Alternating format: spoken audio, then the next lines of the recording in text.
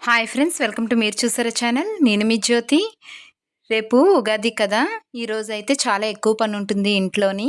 మా పాపనైతే మార్నింగే స్కూల్‌కి పంపించేసానండి. ఈరోజు మా పాపకి స్కూల్ ఉంది. మా హస్బెండ్‌కి మాత్రం ఎల్‌హెచ్ ద్వారా సెలవు దొరికింది. కాబట్టి తను స్కూల్‌కి వెళ్ళలేదు.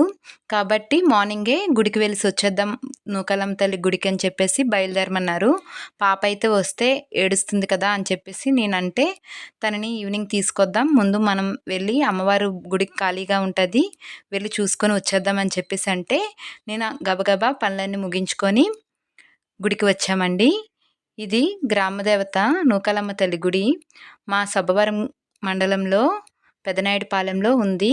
ఈ అమ్మవారి దగ్గరే అందరూ వచ్చి పసుపు కుంకాలైతే ఇస్తారండి. ఈ గుడి చూస్తే నాకు ఒకటి గుర్తుకొస్తుంది. లాస్ట్ ఇయర్ ఇలా మధ్యాహ్నం టైంలోనే ఖాళీగా ఉంటుందని వచ్చాము. కాకపోతే ఆ రోజు చాలా ఖాళీ లేదు. అమ్మవారు గుడి చాలా రష్‌గా ఉంది.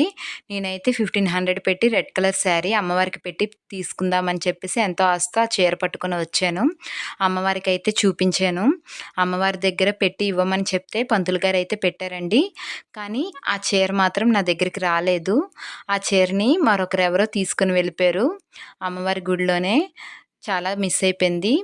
నేను వెతికాను గానీ ఇంకా నాకు ఆ శారీ అయితే దొరకలేదు. అమ్మవారికే ఇచ్చేసానేమో, అమ్మవారికి నచ్చి తీసుకున్నారేమో అని చెప్పేసి అమ్మవారికే వదిలేసి ఇంకే శారీ కూడా తీసుకోమన్నారు, వేరే శారీ.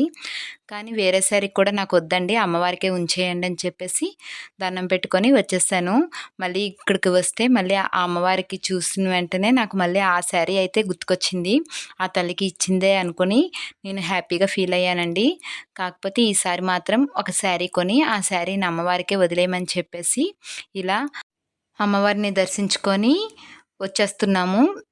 5 ఊర్ల ప్రజలు ఈ అమ్మవారి గుడికే వస్తారండి. సబ్బవరం మండలంలోనే ఉంది అమ్మవారి గుడి. కాకపోతే 2 కిలోమీటర్స్ దూరం అంతే. దర్శించుకొని మళ్ళీ ఇంటికి వెళ్ళాం.